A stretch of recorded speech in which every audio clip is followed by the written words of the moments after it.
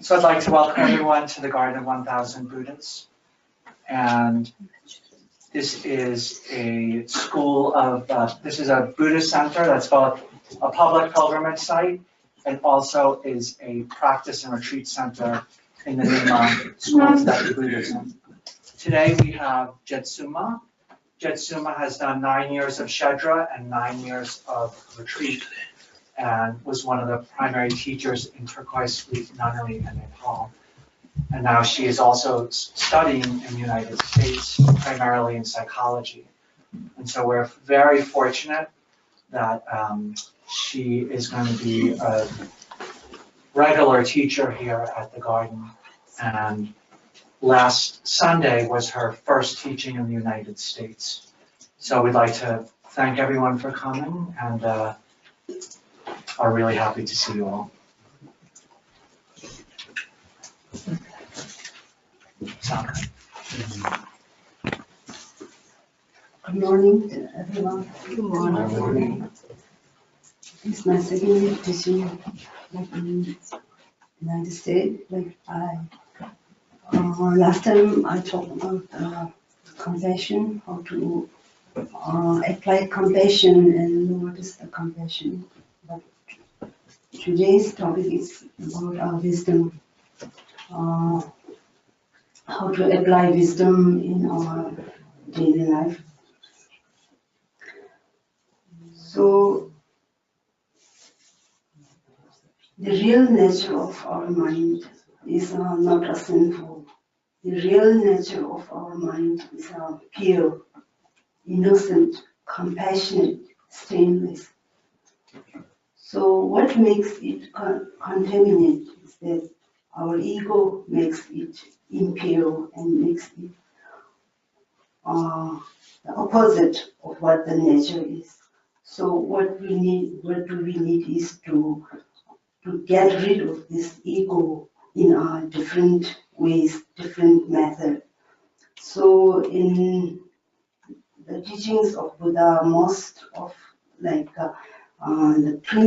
two principal way of getting rid of this ego and living a healthy life is practice of impermanence and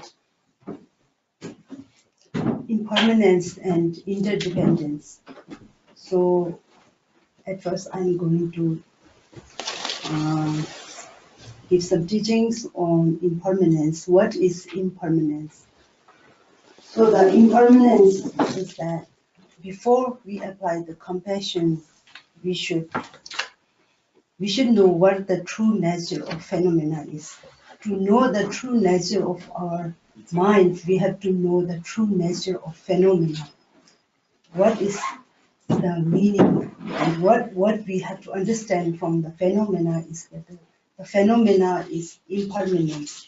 So the impermanence means that never lasts forever. That's not forever. It changes with time, and it keeps on changing. And so we have to understand the nature of phenomena through the impermanence. So We're just going to change the batteries. You're good.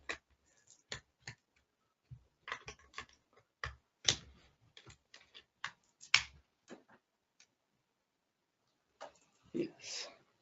Okay.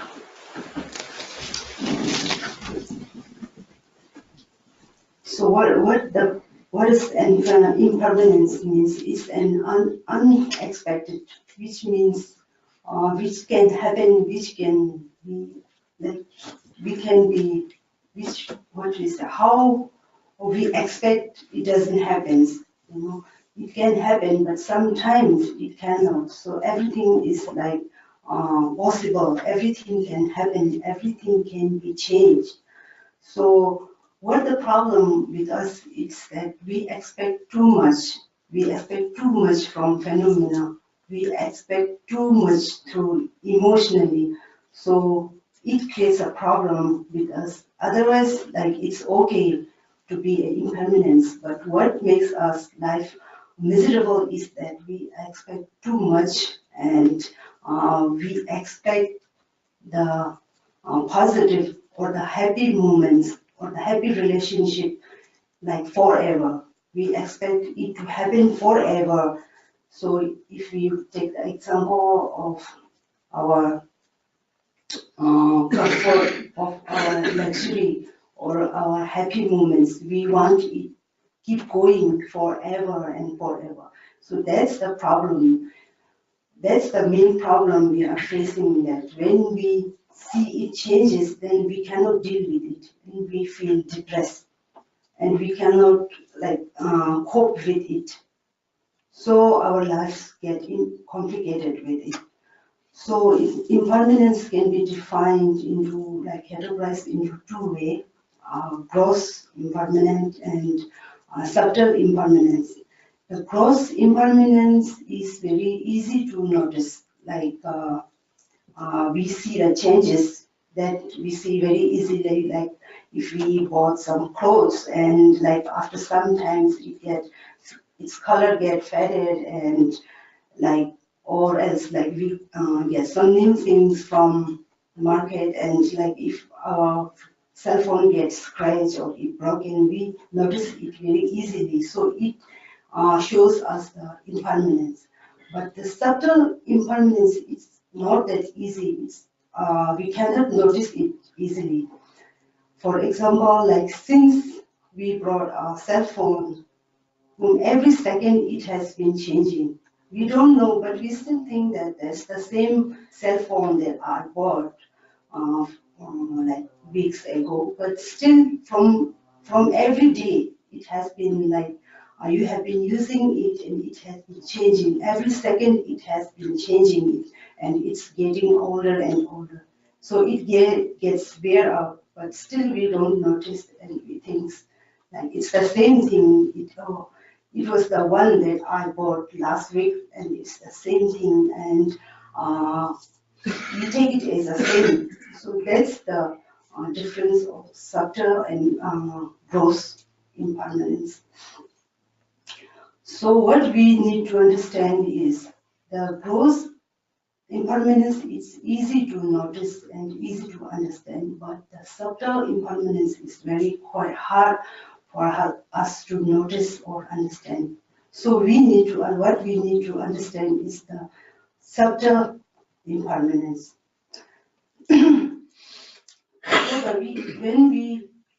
Why do we have to practice impermanence is the main important thing is that when we apply the compassion, we need to understand the impermanence, because impermanence teaches you how to let it go, how to let go your depression, how to let go your too much expectation, how to let go when you had this longing, yearning and carving for something, how to let it go. And compassion teach how to embrace the new life, how to embrace the healthy life, how to care about others, how to think about others. So these two are very important. One teach you how to let it go when you are depressed and when you are out of reach, how you should deal with it. So the compassion teach you how to welcome the new life, the healthy life. So these two things are very important. It is interdependence to one another. It's interlinked, but it influences in different ways, compassion and impermanence. So, how impermanence influence you negatively is that when you take every situation forever, when you take it forever, and when you take it permanently, then it affects you negatively. Then how impermanence influence you positively is that when you come to know that we have to let it go, when it teaches you how to let it go and how to cope with it and how to sacrifice when it's out of your reach. So it's sort of resilience, the power of resilience to heal from the old misery or old suffering. So impermanence, if you see it as a negative way, it influences you negative. If you see it as a positive way, if you take it positively, it will positively influence you in your life. So what we have to, how should we practice the positively influence of impermanence is that we should understand that everything never lasts forever. If you take the example of a relationship, or like if you take the example of wealth, if you take the example of career or the situation, whatever it is. So like in terms of friendship, like in terms of relationship, we have friendship and enmity. So nothing ever lasts. Even the friendship, like we maintain a friendship forever, we want it to keep on forever, but still it's out of our control. We don't have control on our own emotion as well as the control over our partner. So that's how it changes. When you develop this impermanence, when you understand that impermanence, you will understand how to let it go and how make you understand your partner. Even in the term of wealth or in career, it will help you to understand so that you won't get vulnerable, so that you won't get like sensitive, so you won't get susceptible to this problem. We have to understand the impermanence. So it makes your nature a little bit hardy. It makes your nature a resilience power to heal from that problem. So if you see it in a positive way, it helps you to heal easily. So it makes your daily life double easier than before. So these are the advantages of looking positively at the impermanence. So when you realize the impermanence, it helps you not to blame the other. For example, like if you get dismissed from your job or like you get sick from your job, then sometimes we blame others. We blame other. I have been dismissed because of you or something like that.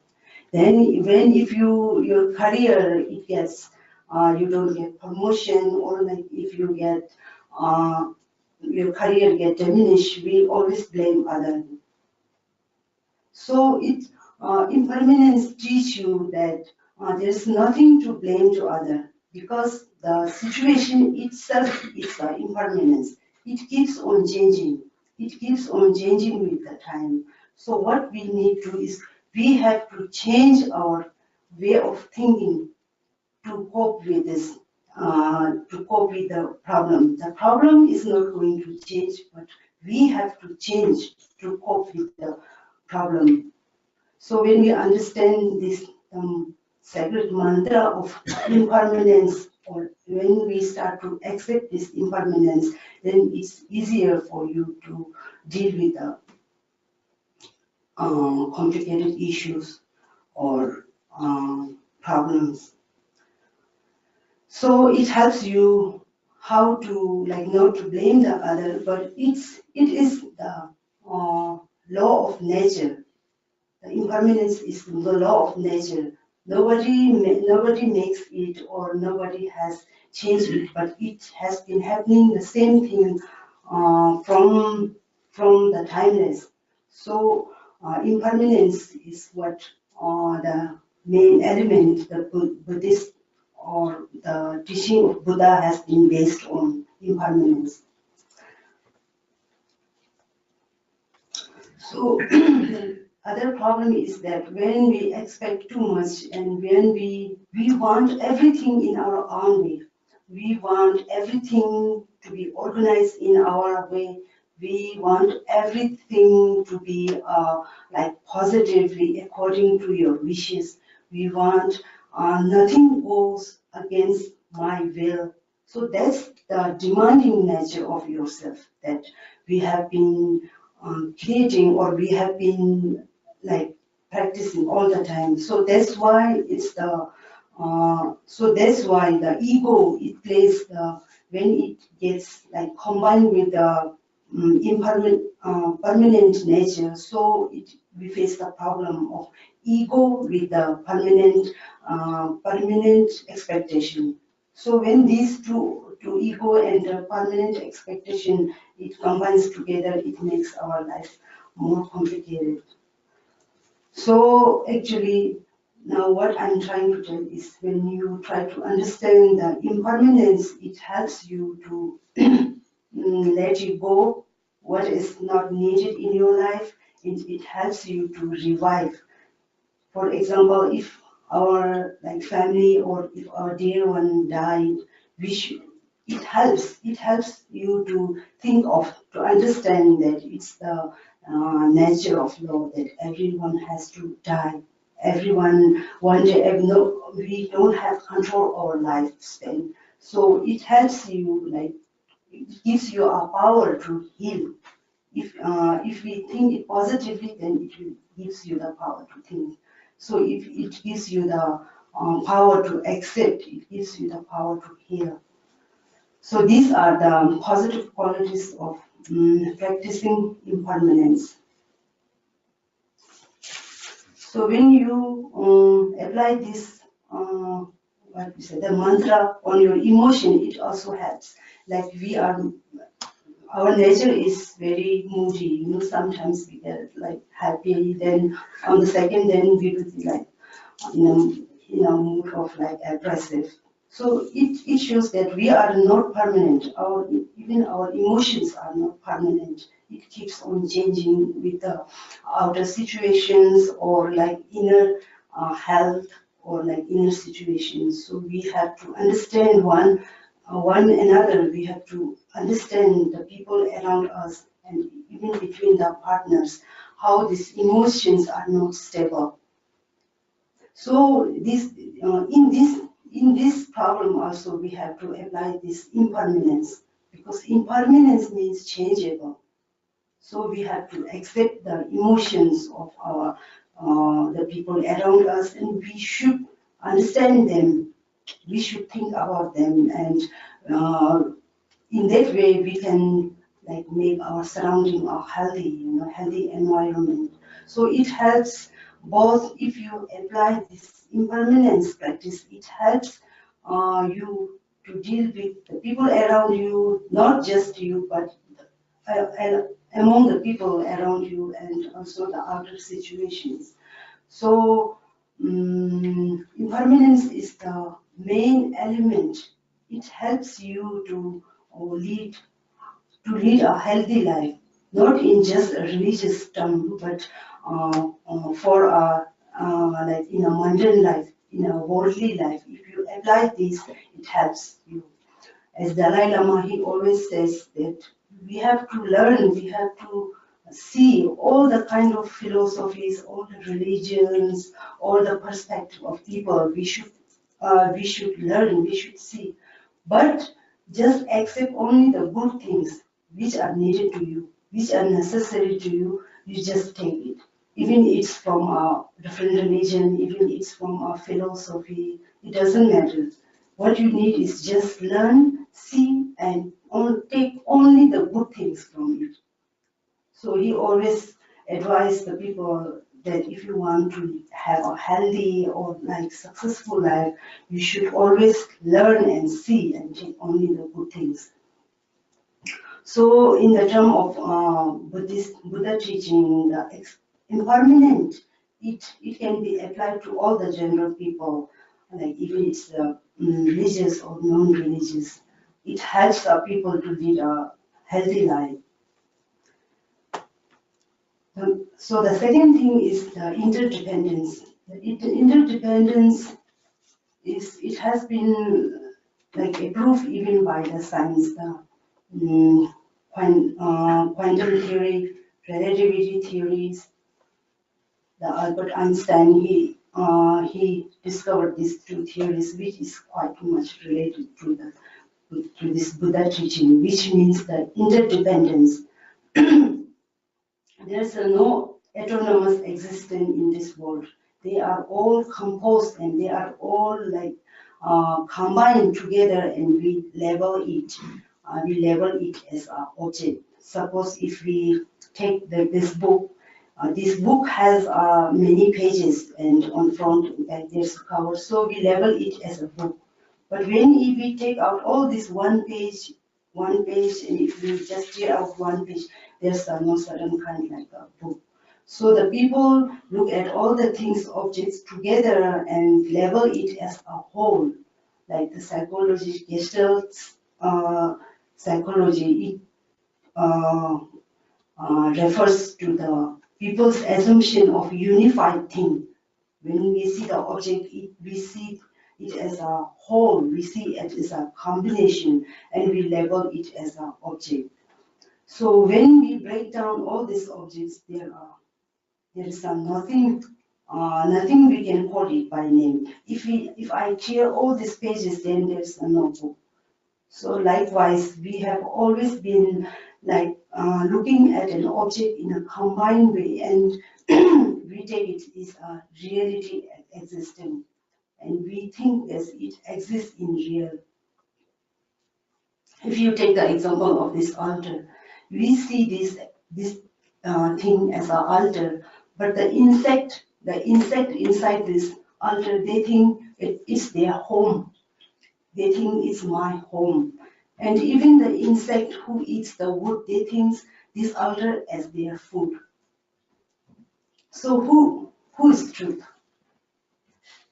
We think it is an altar, the insect think it is food. Then the other insect who sits or like they decide inside it think it as a home. So it shows that it's very objective, it's like objective kind. So from every angle we see it as a different way. So true never exists. It shows that there's no truly existent in this phenomena. Though we try to level it through our own aspect, but there is no certain kind like a true exist. But when we make it combine and we take it as a whole and name it as an object like book or microphone or like flower, So we can take example of our own self, like I am Jamyang Palmo. Like to my mom, I am her daughter. But to my brother, I'm his sister. So what is my true identification? But we keep on identifying ourselves like we exist, and like we think on that. I truly exist. This is my house, this is my mom, this is my sister, or these are my Dharma friends. We keep on labeling, and so it shows that we keep on labeling, but when we break down it, there's nothing like that it exists. So it shows there's interdependence. So depending or relating to your mother, I am her daughter. And if you, it depends on the brother, he sees me as his sister.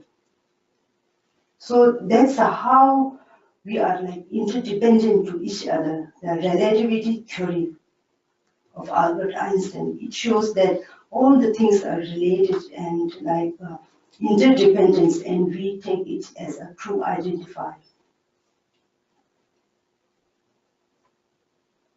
So even we take different examples. We have different examples like the water or ocean. We see the water as like just a water, but the fish, they see the water as their own kingdom where they live.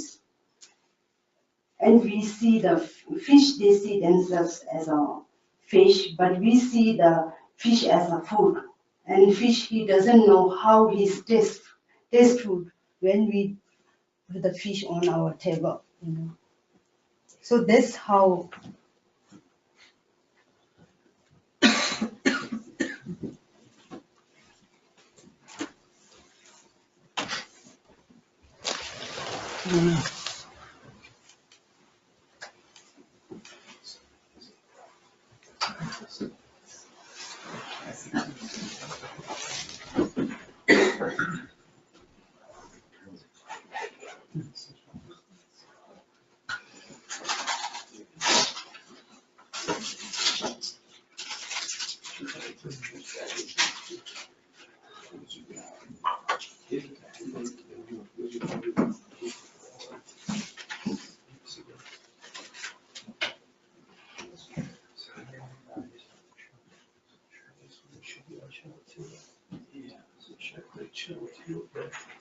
So we're just gonna switch microphones. Check 1, 2, check. Yeah. Should be on channel 2. Yeah.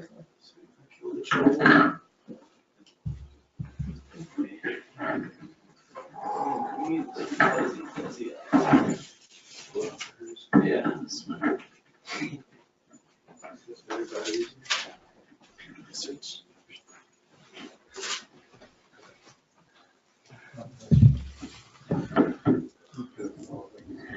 Impermanence. Impermanence. Really shows it.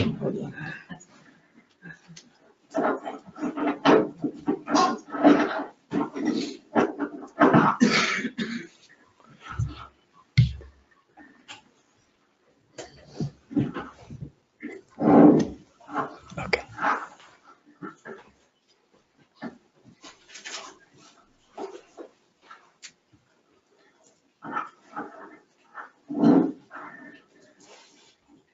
Yeah, so this interdependence issue, there truly never an object or thing, whatever, it doesn't exist. But we just keep on labeling and we have been taking it as a war, even for I identified myself as a Jamyang, but I never exist. Like if you break down all my parts and try to find out where I exist, then we won't be, even it takes thousands of years, but still we won't be able to find where is I, the ego. But still we keep on thinking that I exist and the people around me, my family and my wealth, my career and like my education or like my ambition. So that's how we should learn to break down all this thing and understand the true nature of phenomena. So the impermanence and interdependence are the true principal element of the Buddha teaching to find out the real emptiness. To learn the emptiness, we have to first find out what is the impermanence and what is the interdependence, and how we identify the interdependence is. When we understand this interdependence, then we have to contemplate on it, reflect on it. Then only we can meditate on it. Certain topic on impermanence or on interdependence. So to realize the emptiness, the real nature of mind, the emptiness, we first have to analyze it through this impermanence and through the interdependence. Otherwise, if we don't have the knowledge of these two principal elements of Buddha teaching, we won't be able to meditate and we won't be able to sort out what truly the teaching means. So these two, impermanence and interdependence, teach you how to tame your mind and how to make your life easier. So these two principal elements are a cornerstone of Buddha teaching.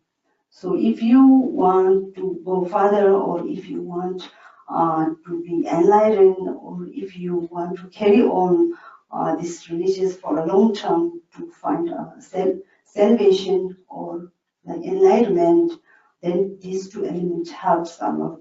But if you just want to try the Buddha teaching, then these two are going to be really very helpful for your life, even though you are not a Buddhist. We can even apply it. So for Buddhist and non-Buddhist, these two elements are the most important part in our life to make it a successful or healthy life. So if you have some question, I will you're welcome regarding to this topic.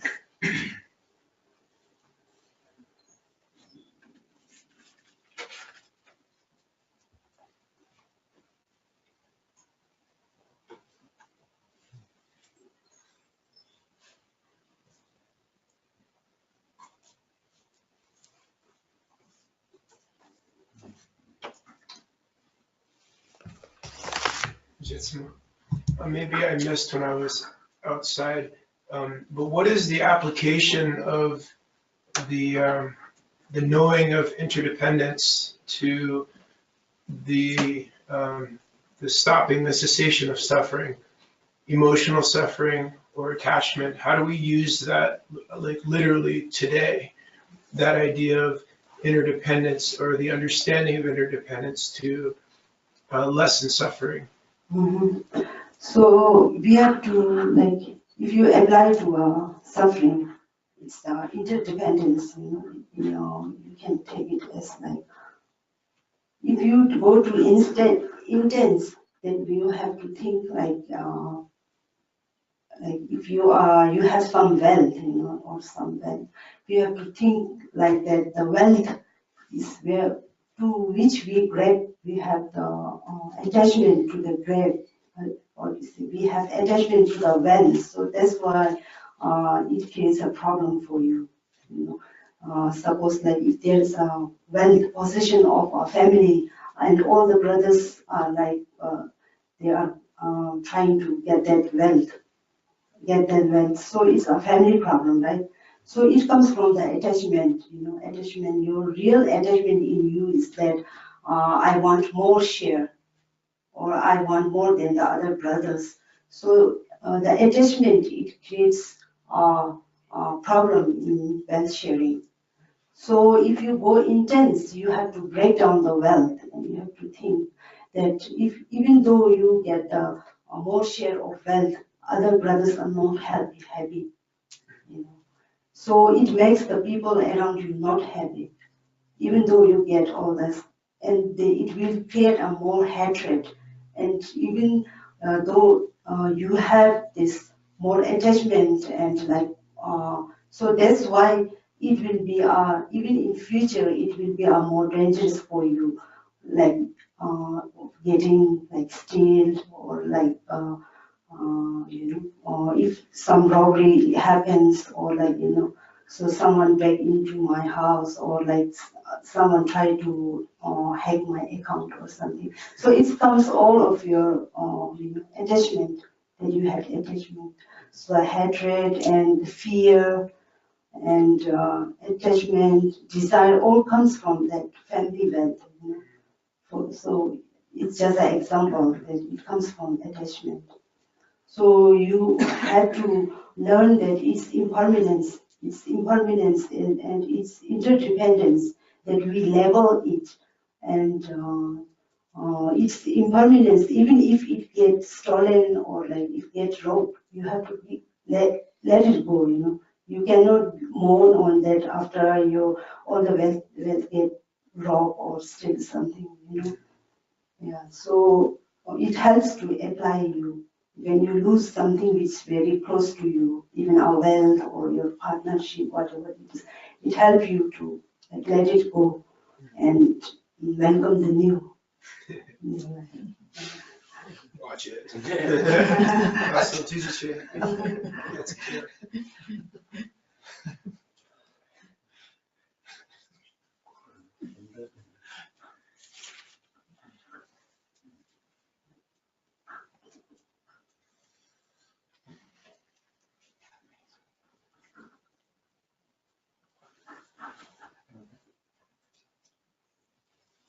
In the topic of impermanence and maintaining personal relationships, how do you, or what are the strategies for maintaining long-term relationships when you are practicing impermanence? Yeah. So when we practice the impermanence in the term of emotional, we have to understand that no conception is stable. it goes on changing. It goes from on and off and all these things. So when we have understand that no perception and no thinking, it lasts forever, then it makes you easier to understand your partner in your daily life.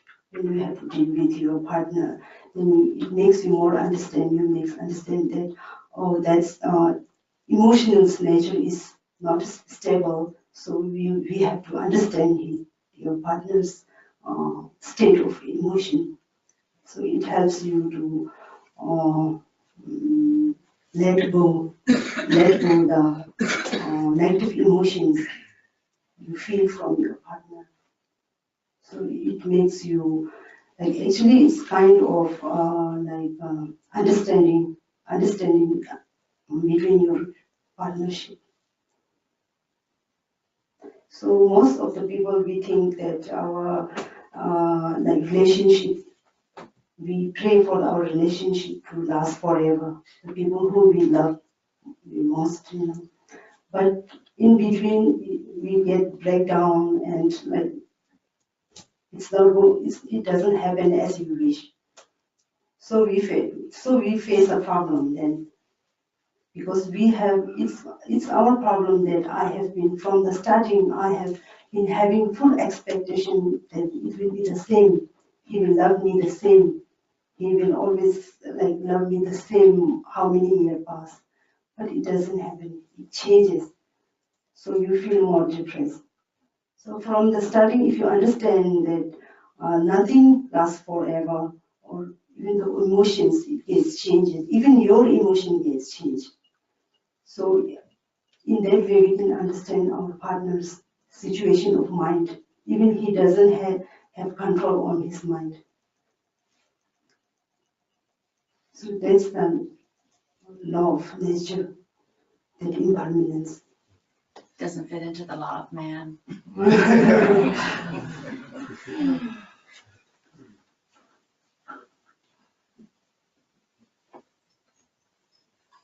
So it makes you how to understand.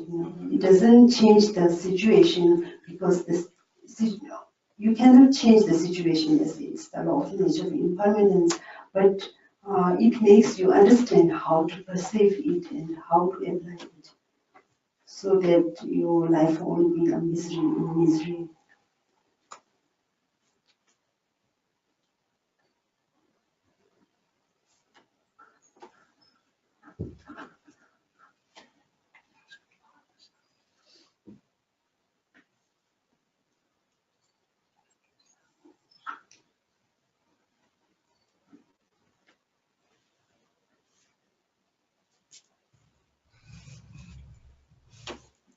There's a question from online.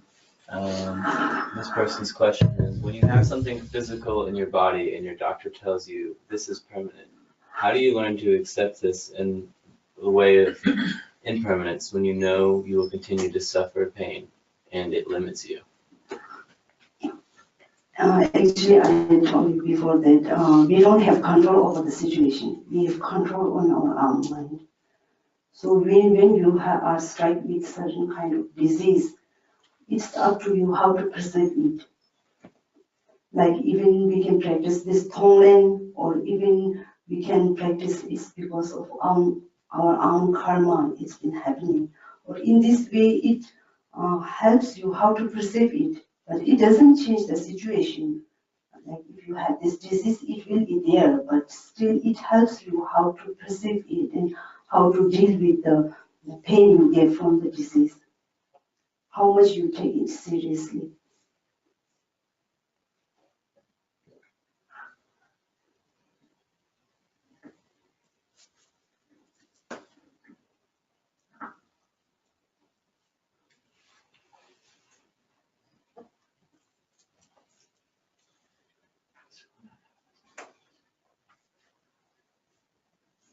There's another question.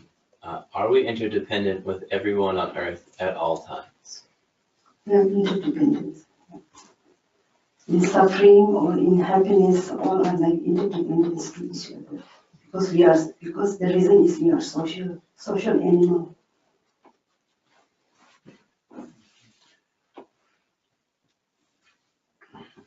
Would you mind giving a description of Tonglen practice so I can have something practical to do with these difficult emotions?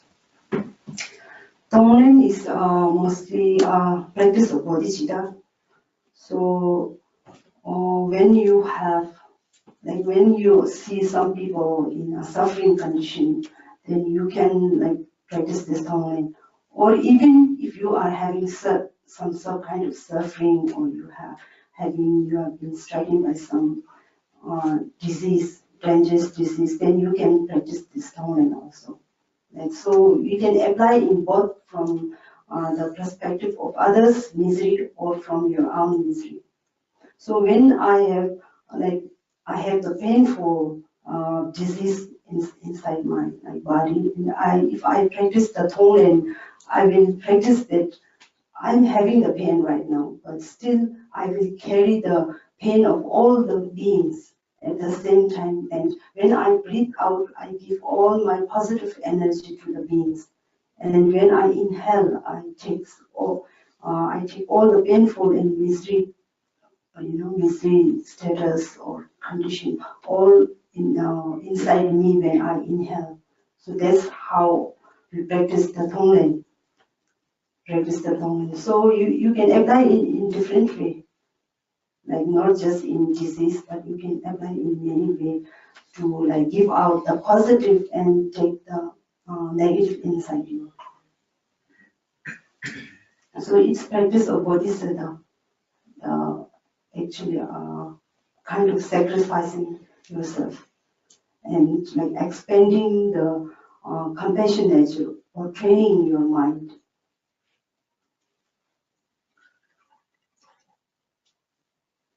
Tong means to give, and Len means to take. So to give and take, positive, to give out positive and take the negative of people.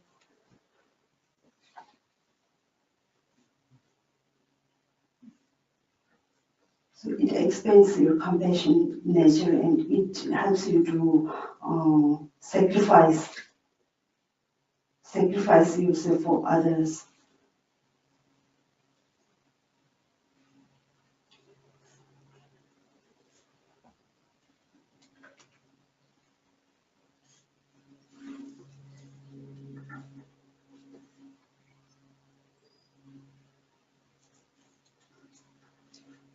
So if you practice the Tonglen more and more, it makes your ego, intense ego, a little bit minimize you.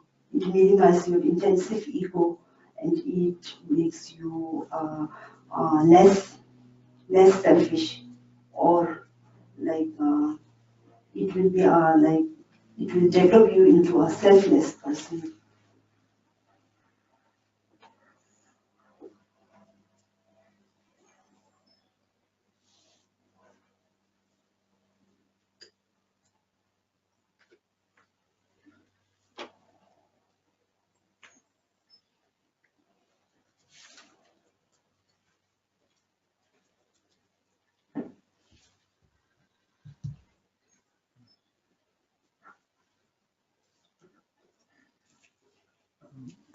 In regards to, say, for the example of through practice of Tonglen, and the practitioner by and by feels themselves change in their own outward attitude, like increase in bodhicitta and all that.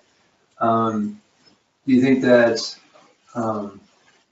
many of them have that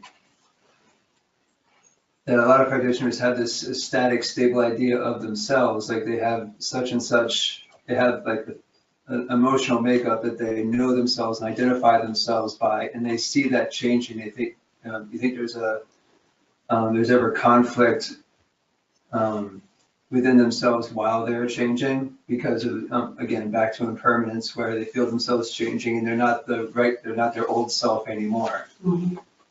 You think that there's a lot of conflict internal conflict with people who do practices like this? It's try to make the question a little more concise, like what's the direct question? Because you're kind of saying a lot of different things.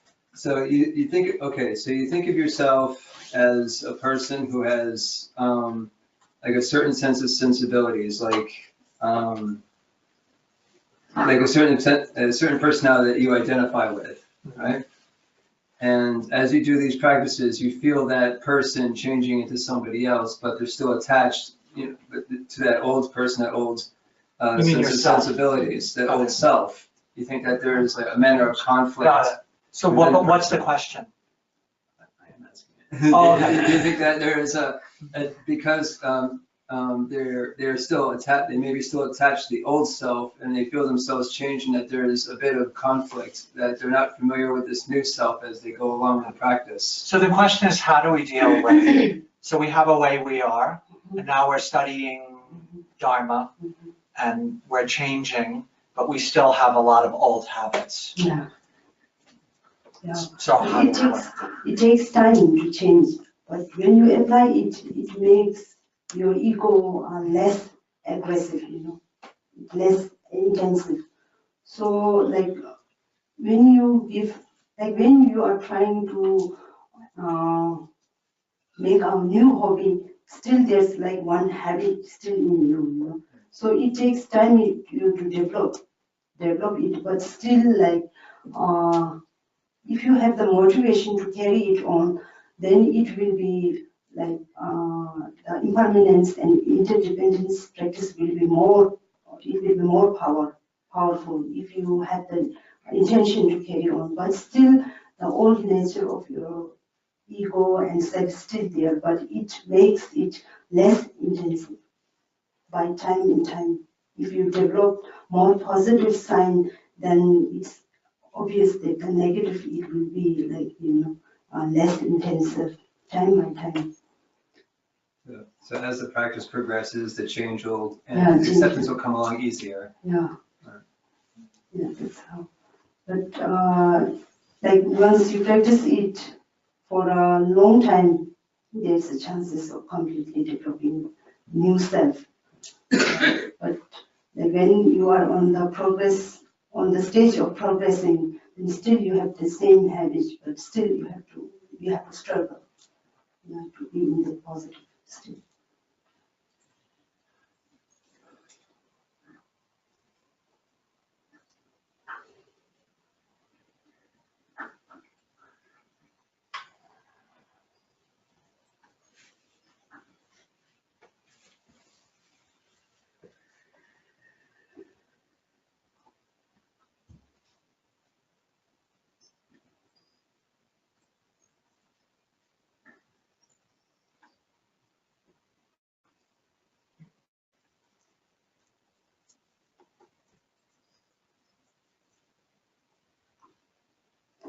When we do this meditation, or like when we start the meditation, like looking inside, or like concentrating on the breath, or like calming of our mind, it's quite difficult at the starting, because we haven't been used to it, and we have always been like under like busy situation, or we have always been making ourselves busy. Deliberately, we are making ourselves busy because we don't want to sit there by doing nothing, and we always make ourselves busy, like doing gardening or watching TV or like reading books. So we always wants to be busy. Nobody wants to know yourself. Nobody wants to calm your own mind and look inside, but instead we want to make ourselves busy. So that's the habit of our life we have been doing since from our childhood. So it's quite difficult for us to concentrate on something and meditate. It's difficult. So that meditation is very important, but it's quite difficult for the starter or for the beginners. So when you understand this, the nature of impermanence and interdependence, it helps you a lot before the meditation. Before meditation, because we have the ability, we have the potential to think, we have the intelligence nature in us, in human being. So if we apply this understanding of impermanence and interdependence, it helps you a lot even though you are not good in like meditation or concentration, you know. So the understanding is very much important. So there, in Buddhism, there are three types of wisdom. One is to understand, second is to contemplate, and third is to meditate. So if we understand this true principle of Buddhism, then impermanence and interdependence, it will help you a lot before meditation.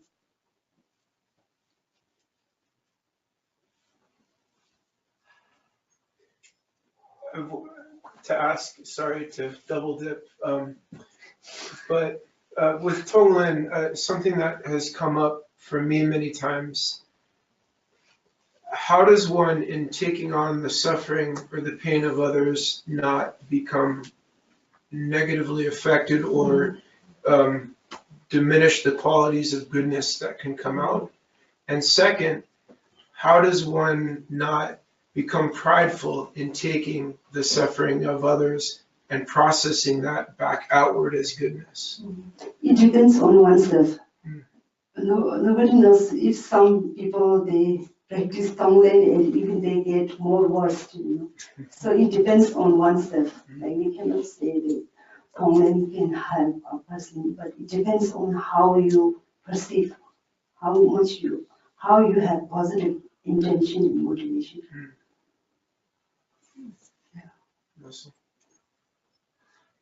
I'm not sure I know how to ask this question, so I may wander a moment while I try to figure it out. But I'm trying to deal with the angst, or how do I stay working on myself and taking in the negative and placing out the positive, understanding interdependence, and wanting to take action against a lot of the negativity that's in the world. I mean, just locally, things that are happening here. I don't know how to deal with those differences. So let's try to get that. Okay. So your question is, How do I meditate and march at the same moment? So it's a question about politics. Yes. So people, this is, you know, American democracy, people really take sides and have a lot of politics. So how do we, and some of it could be beneficial. So how do we be involved politically, but also have our meditation at the same time? So to be honest, and the intention to have in politics, even though you are in politics, if you have the true intention and the true motivation to help and to promote the country and to help the people from real, if it exists in you, then it's your work is your worship. Yeah.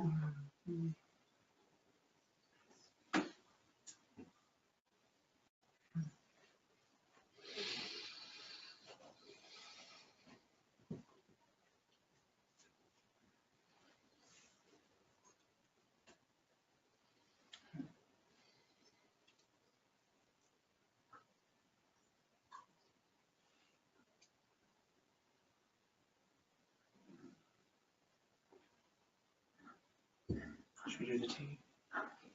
Tea break? Okay, so we're gonna take a 20-minute tea break and then we're gonna come back for session 2.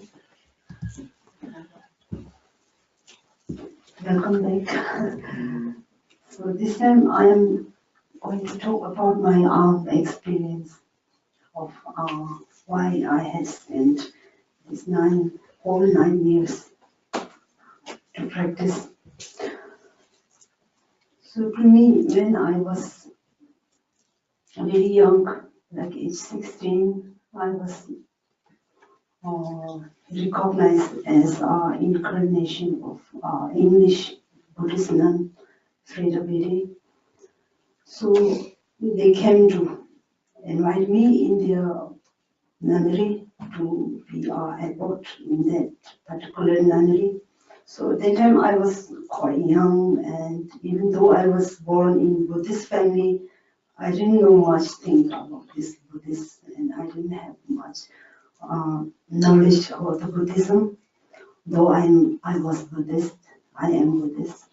So that time I defer my time, and I ask them for a time to think about myself, because before entering in this to the nunnery or nun's life, I want to think about myself, whether I don't want them to force me to enter into a religious life or to be a nun in my whole life. So I asked them for a time, like 2 years, to think about myself, my decision. So like it took 2 years for me to think about whether I should join this nun's life, or like I just give up or be a lay person. So like when I was 19, I came to know that now I should, though I'm Buddhist, I don't know anything about the Buddhism, so it's a shame for me. Like even though I'm Buddhist, I don't know anything.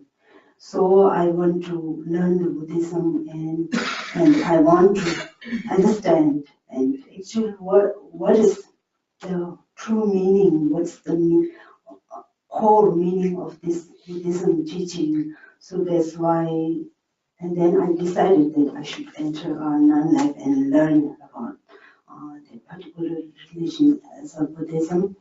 So when I was in 19, then I entered this nun's life. I shaved off my hair, and I took this robe as then I took the vows and ordination, all this thing, and from then on I started this journey of this Buddhist religion. So then from in India there was it was quite rare to have a Buddhist university for the female, especially the nun. It's very rare. But the monks Buddhist philosophy institute are like everywhere in every corner, but there wasn't a nunnery institute for a female and nun. So it was quite difficult to find out. So at last I came to find out through my family that there is a one Buddhist non-philosophy institute somewhere in South India. So I went there to seek wisdom, knowledge. So I went there for 9 years, and I studied, and I went there. I mingled up with this our regular nun, and I try to sort of what kind of life they are living, and I carried on my study. Then after 9 years, I got a master degree of Buddhist philosophy. So when I did all these studies, I came to know that still there's something's missing in this, whatever I have learned. So I still felt like I'm not satisfied, even though I had the master degree of Buddhist philosophy, especially among the female nunnery, among the nun, it was quite rare. But still I felt not satisfied, and I still found myself lost in that field. So I was trying to sort of actually what I'm missing, even though I have gained all this education from the master degree, which is like highest degree in the terms of female. So like I was now that time I was quite confused and didn't know anything about what to do. Like I was about to graduate last year, then I came to know that there is one retreat center of which belongs to Tokusama Rinpoche, and then I thought that I should try that retreat center to make myself satisfied. So to try whether it satisfies me or not, I joined the retreat center, and I want to try whether, like, is it this that I'm missing, or like I wasn't able to figure it out what's missing in me still. So that's why I moved to Nepal to summer retreat center, and there I started to be under intense 9 years retreat.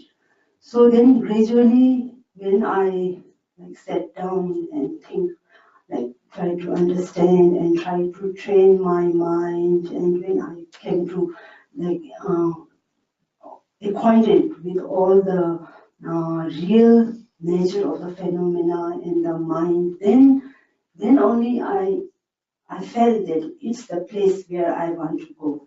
Then I felt this is the right path, this is the right place where I am residing, and I found out now this is the one that I'm missing. So I just sat down there and like try to contemplate and understand, meditate, and all this thing for like 9 years I have been. So like gradually I even reached the highest practice of Dzogchen. Like gradually we had like different levels. So on the last year, Rinpoche, he used to impart the Dzogchen practice, and I also got that Dzogchen practice, and like I carried on my retreat. So then when I was on the verge to finish this 9 years, then still I think, then again I feel like something's still missing in me. Yeah. So for 8 years it was okay for me. Like I had been quite satisfied in that field of practice. But when it became a 9, when it was on the verge to complete my retreat for 9 years, then again it was like something I cannot figure out, but still I felt something still missing me, and I still felt like unsatisfied. So then when it became a 9th year, I have to graduate. I have to like come out of the retreat, because I have the other batch of nuns are entering the retreat, so I have to empty the retreat center. So I came out still confused in my own self. So then I asked Rinpoche about that thing, and Rinpoche, he told me you should help the nun with studying and in practice, and you can like lead them, because I have the experience of both education and practice. So he guided me to do that thing. Then I carry on like leading them. I help them in in Shedra, which means the Buddhist Philosophy Institute of Nunnery. Then I help them in all the kinds of like in teachings, in solving problems or individual problems, and like I carried on like 3 years from them. Then gradually I began to satisfy. I begin to feel that's the what I want, you know. So what I felt at last is that when you get all the education, when you get all the practice, whatever you want, you have to help the people. You have to impart to the people. You have to show whatever you have learned. It's not just okay to go somewhere and be a hermit and lead a life, just not sharing it with the people, you know. So I think that's the thing that was like confusing me, that now I want to like show the people whatever I have learned and whatever I have studied. So after the retreat of 9 years, I served the Rinpoche's nunnery by teaching them for 3 years. Within that 3 years, I got like completely satisfied.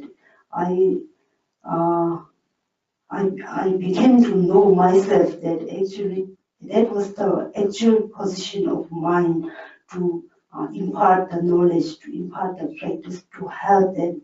So that's how I I know I came to up to this today. So how my mind is kept changing and how it led to me today what I am doing. So that's why when I completed my 9-8 retreat, that time I used to target for only the higher level of teachings. I used to get the teachings of Tantra and Dzogchens and Salons. But when I finished my 9-8 retreat center, it made me fully understand that I need a foundation, I need a foundation. The main thing is foundation. Before that, I had been always targeting on the higher level, and I want to do that. I want to have big initiation. I want to take, I just want to listen to the Dzogchen practice. I want to find the true nature of mind. But what lacks is the basic foundation, the principal foundation. So to help the people and to get along with people, we need the basic foundation. If you have the basic foundation, it will help the mass of people, Buddhist or non-Buddhist, whatever it is. So what I came to know is what more important and what the element is the basic foundation of compassion, basic foundation of impermanence, understanding of interdependence. That are the main thing. If you understand that thing, and if for religious master like me, if I understand that well, then I can impart it to the people in a very easiest way. I can bridge between the daily people's life and religious life in a simple way.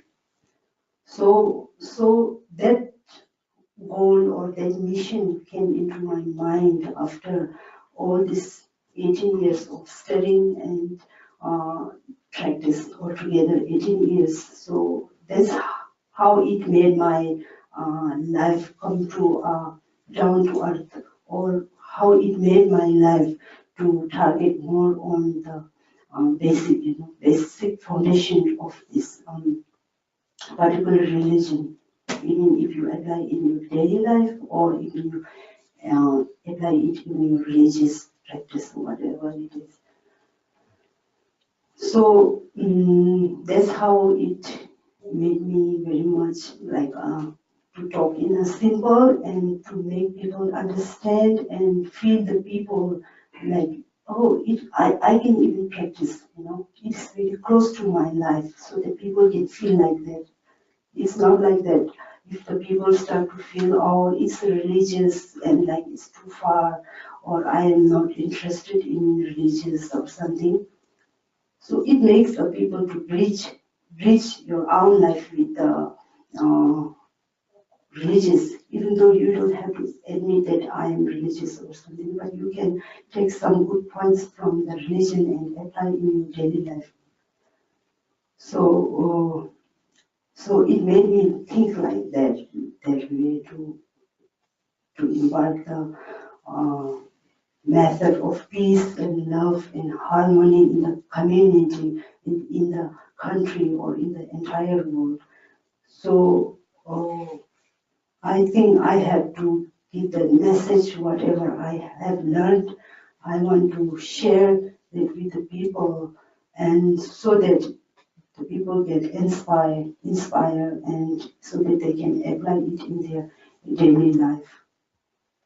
So, as Dalai Lama has been always saying that just making aspiration and just praying is not going to happen. You have to work from your side.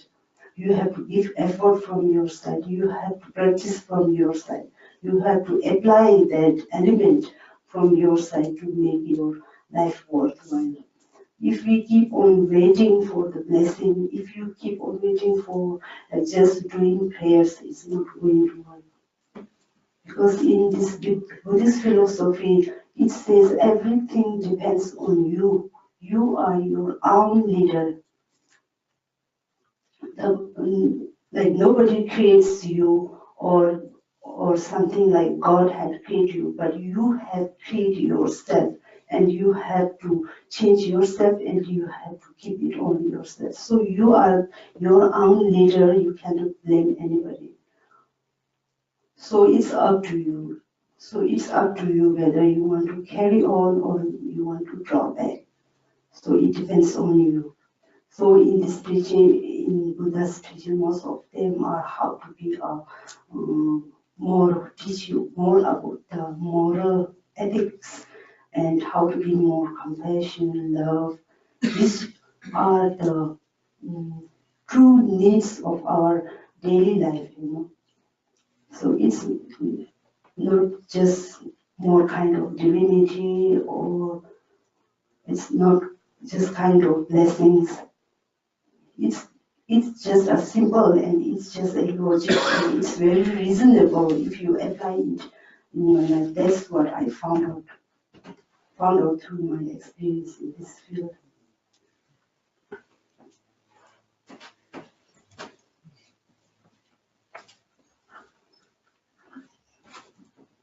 That is my experience of like 18 years in this field.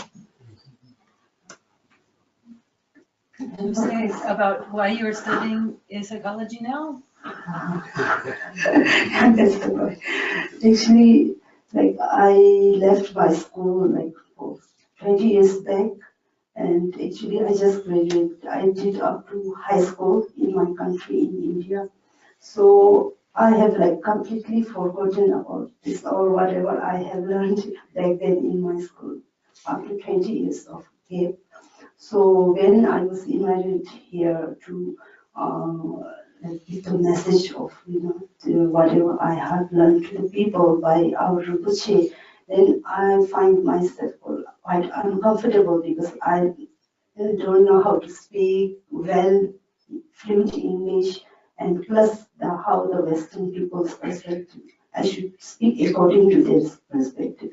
I know how to talk or be in an Asian country, but I'm like quite alien to this West country. So to mingle with them, to blend with them, to share with them, I also want to have a knowledge of the Western people's perspective.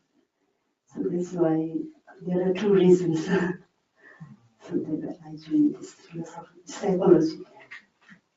Thank you.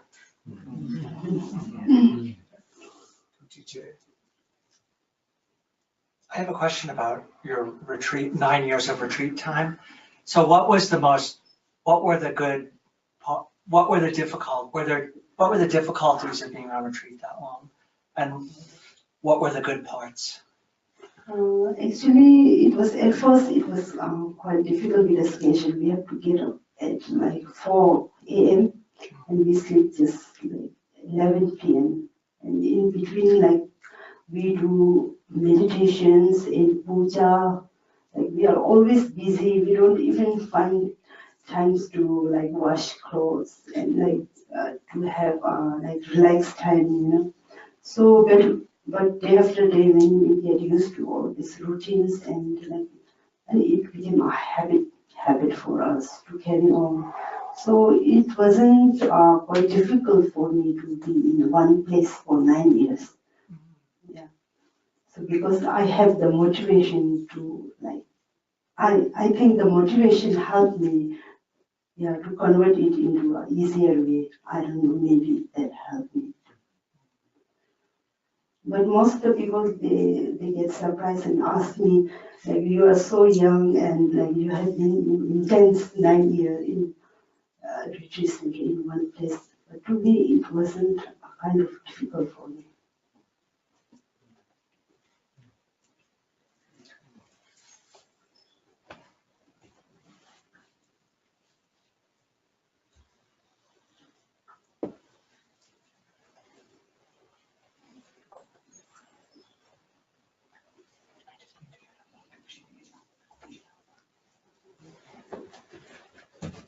Someone would like to know if you could say something about the power of saying mantra in meditation and post-meditation.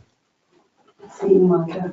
Yeah. Actually, the visualizing God, saying mantra, and concentration are actually there are different interpretations, but I'm going to interpret one thing. When you visualize the God or something, it makes you vision clear that everyone is God. God resides in everyone. Everyone's mind is nature of Buddha.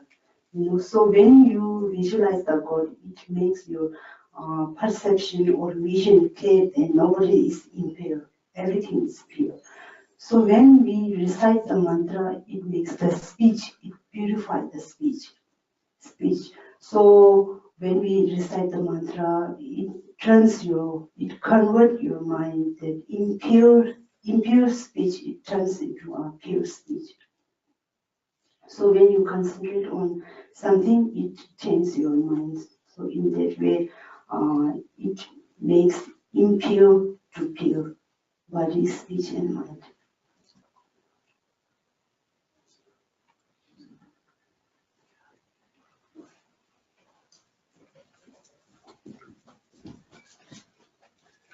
You spoke about it being difficult to find teachings as a female.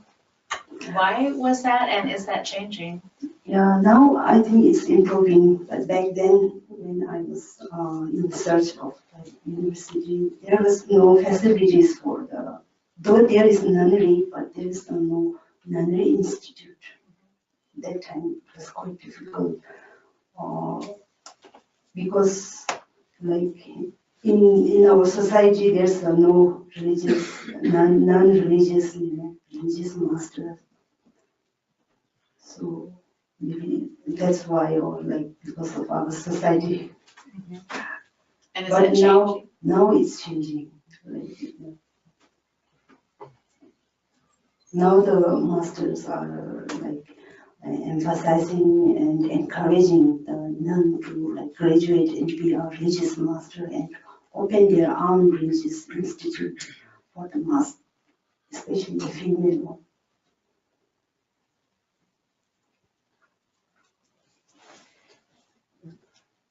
So I hate to stay on that topic, but so are the teachings different then, or is it from a different perspective?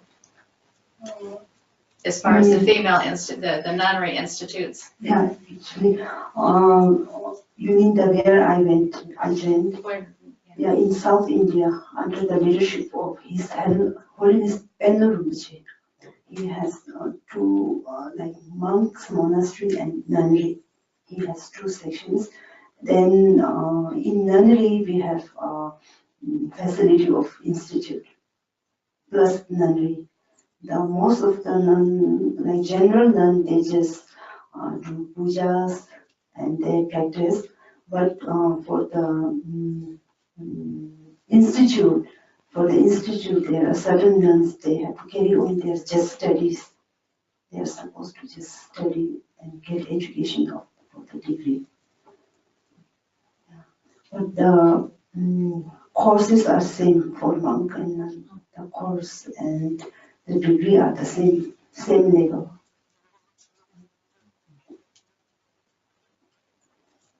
So that was the first institute, female nunnery institute in India. From your personal perspective and experience, what do you think? What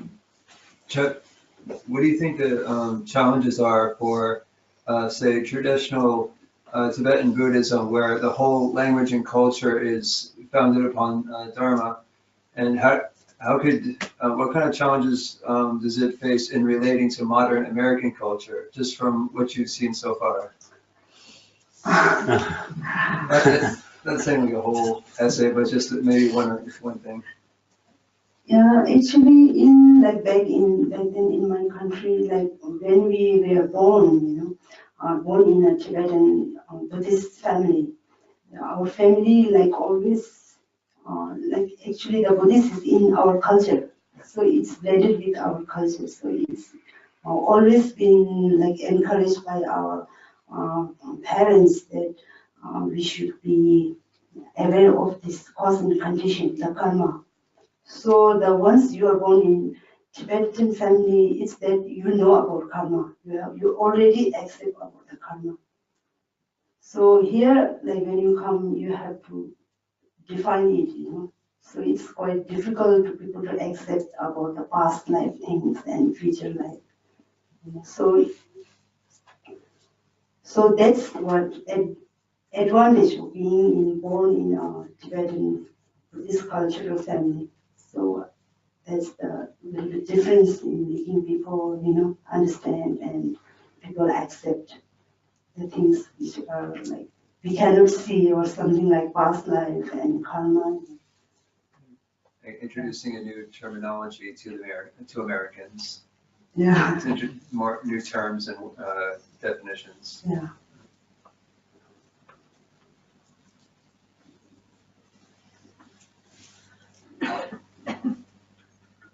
I have it. So do you have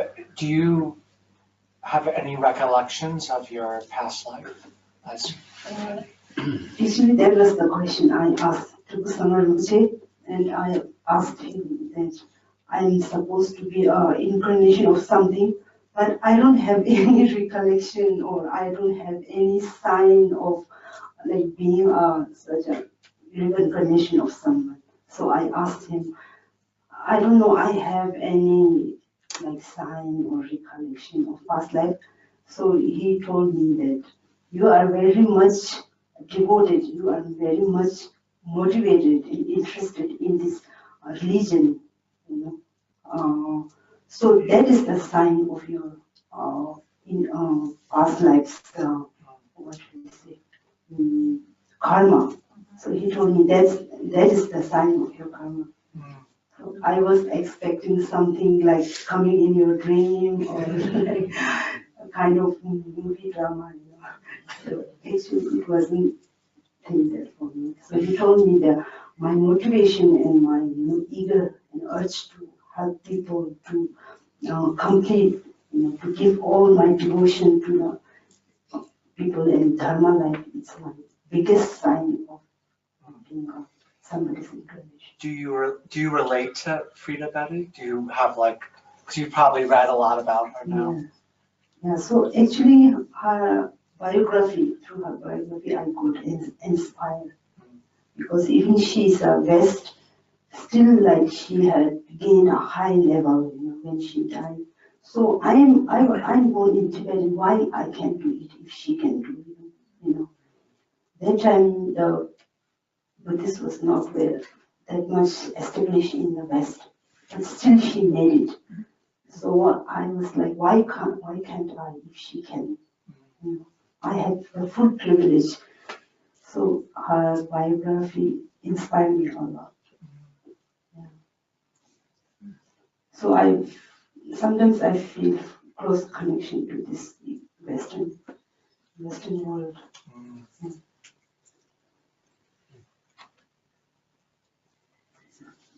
I heard something which I'm not sure is true, that His Holiness the Dalai Lama said that when he was asked what his hope was for the future, that he said that the Western woman was his hope for the future. I don't know if this is true or not, but as I have had conversations, people want it to be true. And so I'm curious how you see the feminine, the gender in the West and the East, and if you could just speak about that somehow. Yeah, now I think there isn't much difference between like Western and Eastern.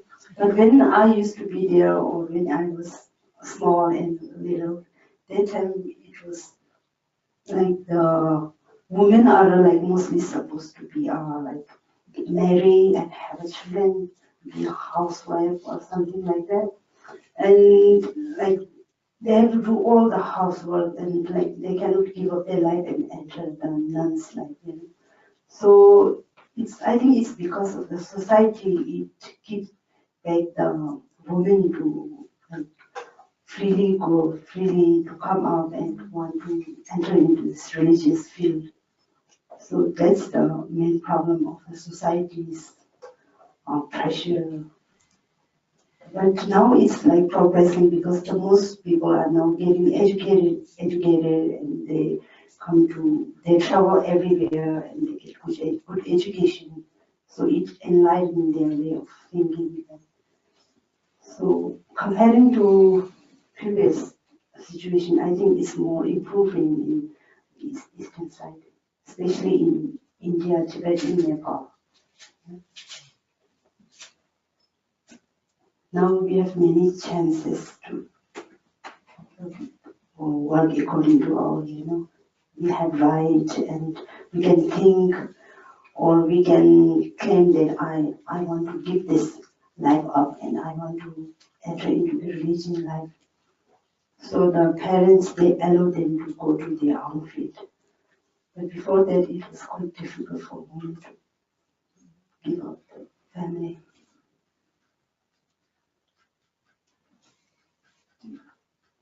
I think, thank you. And there's also can you speak about what you see in Western women? In Western, I think they are quite transparent, whatever it is, they can speak out and whatever they can do. They have lots of freedom around them. And in our country or like back then in one community, they are very conservative type of, their thinking and all are like. So here it's very like people, they can do everything they want to say or do. They have lots of freedom here. So what it makes me happy that here the people are very interested in knowing the true meaning of Buddhism, and they quite relate it with their own daily life.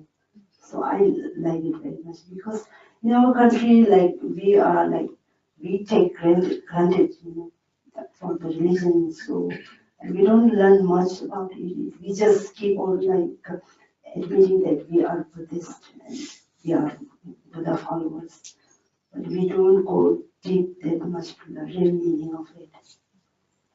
So I want to emphasize the young, our community people to learn more, to learn more about it. If you want to preserve this teaching, you have to learn more.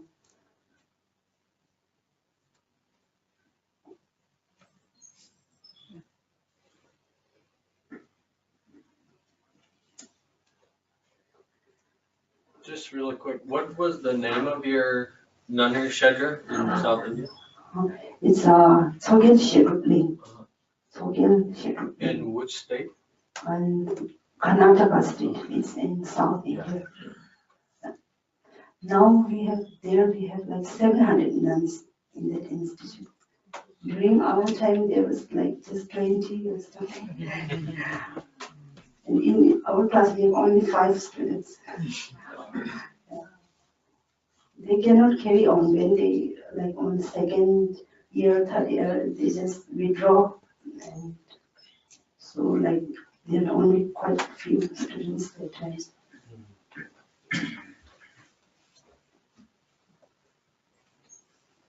So at that time, I really thought that it would be that much helpful, when you graduate. Now, in entire India, Nepal, Bhutan, they sent this female graduate teachers to all over the nunneries. Now they are very famous. It helps a lot of female, nuns. So yeah, that time it was quite small and we didn't thought it would grow into such a big thing.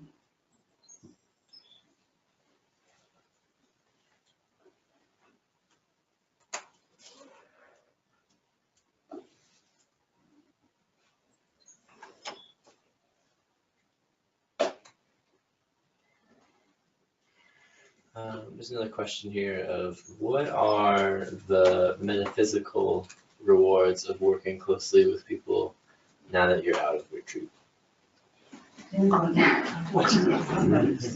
are the metaphysical rewards? So what are like the metaphysical is like a term of things that are like formless. So what are the spiritual benefits of working with other people?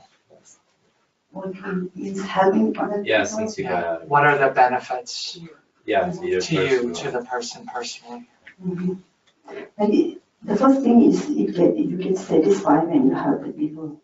the second thing is it satisfies the other people as well. So they're asking on the more spiritual, like, what's this more spiritual? To accommodate the marriage. To accumulate the Yeah, marriage. to accommodate the marriage and to enhance your motivation. To practice your bodhicitta mind, to train your mind. Yeah.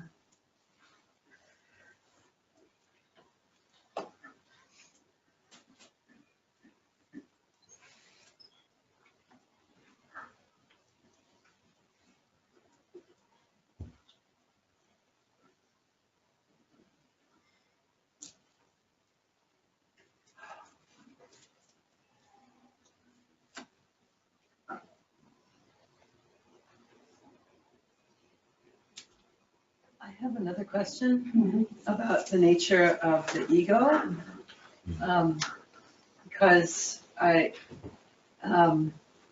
understand that it is the part of us that keeps us from emptiness, from the pure state, the natural state. And also as it becomes purified, as it becomes released, there is still some self that acts.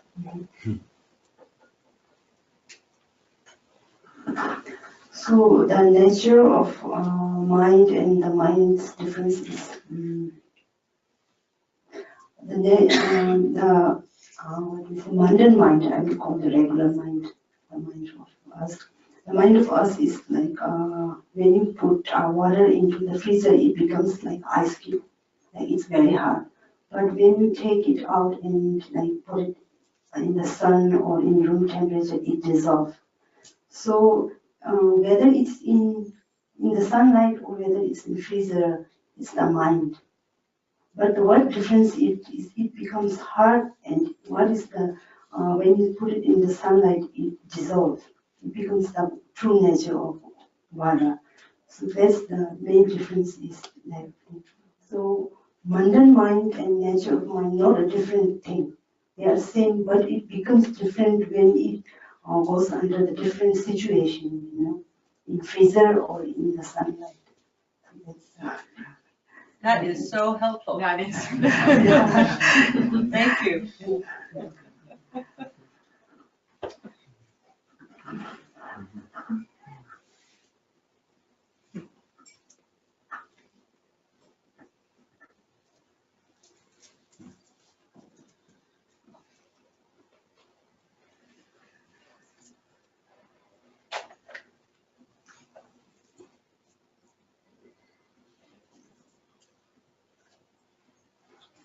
It's quite good to accept this Buddhism by analyzing, and to accepting of pragmatic Buddhism, not just by blind faith or just like I'm born in Buddhist family or something like that.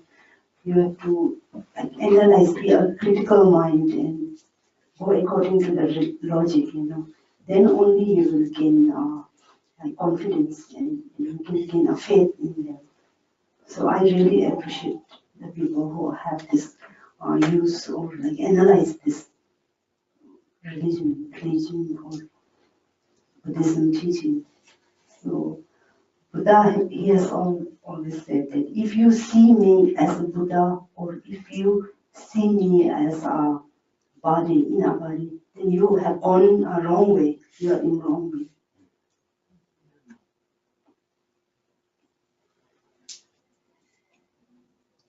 So the people always think like it should be a material thing or object, So we don't tend to break it down and understand the core meaning. We just look at the surface and keep on taking it as a real. So the main interesting is that you are your own leader. Nobody has created you, or you are pure from nature. What you need is to explore it, to identify it.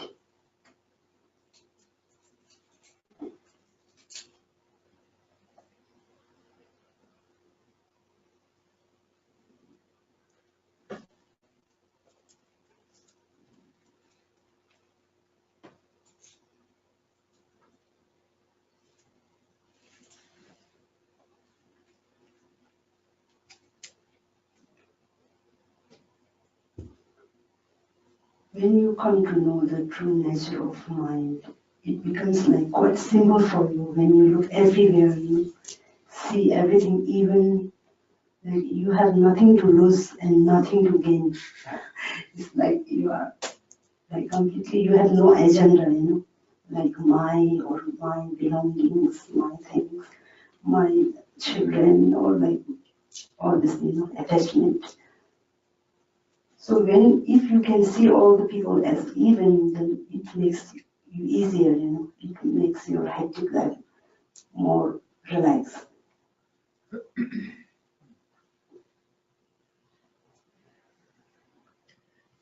When you keep on grasping something and you keep on like tirelessly, like longing for it, like tirelessly working for it, then it makes you like depressed, and like if you don't get that thing, then it will make your life depressing.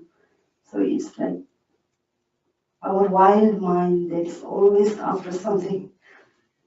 It doesn't get satisfied. It always wants new thing and wants like it's kind of greedy creature.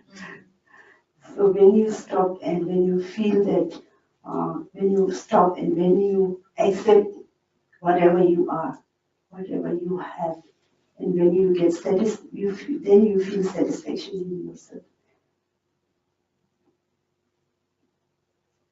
If you keep on chasing and chasing, like after wealth or like, for happiness, it's not going to come because it's not under your control. What is in your control is your own mind. So you have the full right, you have the full chance to control your mind, to tame your mind. So that's the wise way to control your mind. If you control your mind, you can control the whole world.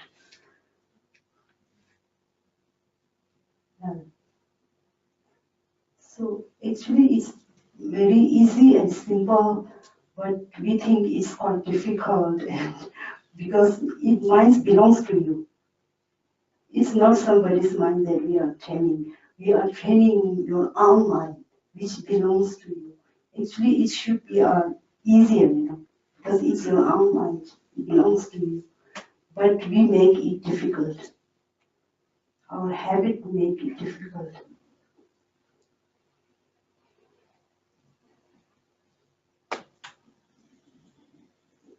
Once you have control over mind, then everything seems like sunshine. Sunshine.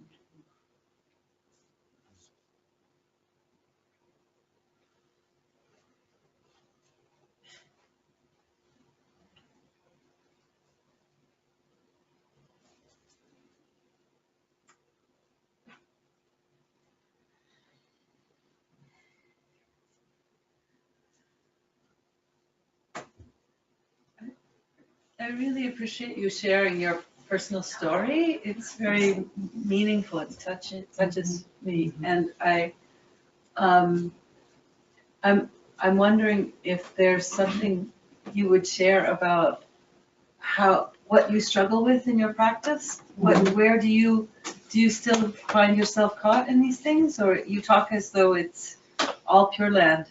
I'm still struggling to get accustomed to this nature of mind. Yeah.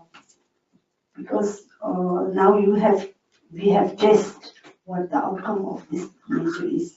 It makes your life quite simple and peaceful, and it even gives you a confidence to help people, because you have experienced it, and so it's easy to impart to people what I have experienced, what I have tested. So, like, still, I want to keep on. Once you recognize this true nature of mind, you have to keep on. You have to carry on. So I try to carry on all the time, like even after post meditation.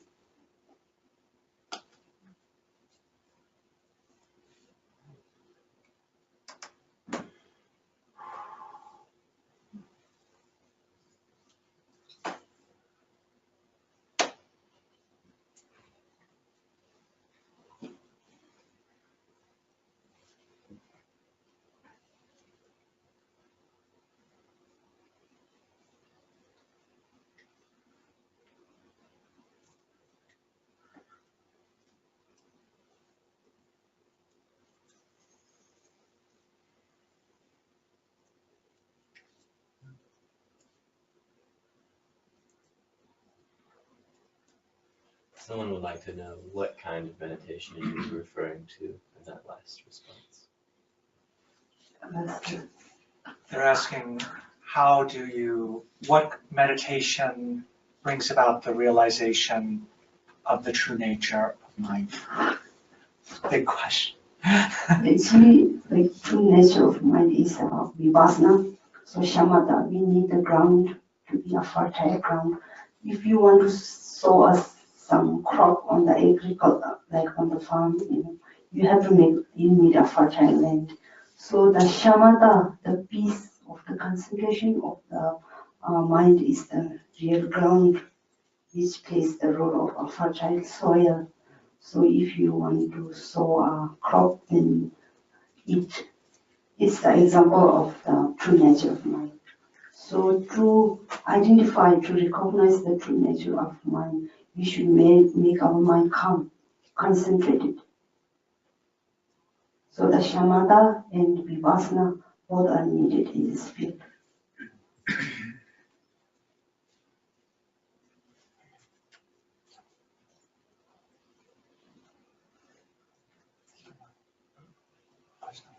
Yeah, Sonam wants to know, what was the most difficult decision you had to make in your life, and how did Buddhism help? Just actually, there were many challenges for me in terms of being a female. But for me, like, sometimes I used to feel like discouraged when I see the problem among, in this, in the term of gender. So it helped, actually it helped me a lot, So I got to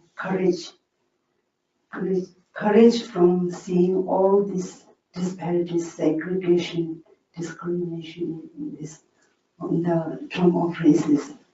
So it helped me a lot to be strong, to motivate, so that I can be a model to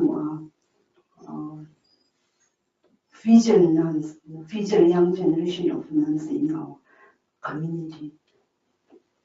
So actually, I had to face many challenges, but still I think it helped me a lot to build a strong confidence in me. That made me as strong. So I think I can also be our man. I can also be our family.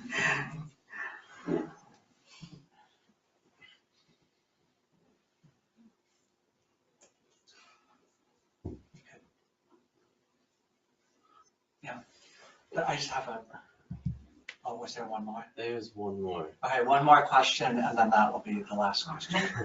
What is a good way to deal with difficult people, the people who cause you or others harm? And you see them continue to do this, you can't make them stop. They don't listen. They seem to want to continue to cause harm. I want to know how to practice, have compassion beyond removing myself away from this person or persons. To love them, to love them more. Yeah. Gandhiji, the leader of India, he said, if somebody slap on your face, show the other one also. So that's how you have to love him more, You cannot deal the people when he's in creating you harm. You cannot harm them instead, So fire cannot make the fire off, So you have to love them more. Even when I was sometimes I face that kind of problem when you are being very honest and being humble to the people. Instead, they take advantage over you and they keep on taking advantage and hurting you. So it makes you more miserable when you help and love the people, and instead of that, in return, if they hurt you, you get more distressed, you get more suffer. So I came to know that I should love her more, my friends, sometimes when we are always in a community, so that kind of problem is very normal, So always been in 500, 600 people, 550 people. We have always been in a group. It's kind of nunnery. So that kind of problem is very normal for us. So in that fact, I used to love her more. I used to show her love more, so that she can understand. She can understand that still even I harm her, she's still, loving me. So she has no choice but to love me back. Very good.